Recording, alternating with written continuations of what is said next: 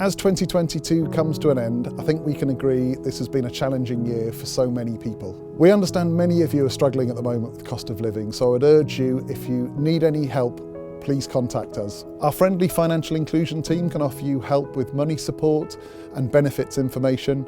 We're also able to help you get online, and we can loan you a tablet or an iPad. We're also working hard to improve our properties and make them warmer for you. This year we've improved the energy efficiency of over 100 homes by adding solar panels, wool insulation and new windows and doors. We understand we still have a lot of work to do to improve the energy efficiency of our homes. The recent Awabishak case, where a little boy sadly lost his life due to living in a property with damp and mould, has been very upsetting for us all. We urge you, if you have any damp or mould issues in your home, to get in touch with us as soon as you can so that we can work with you to improve the condition of your home.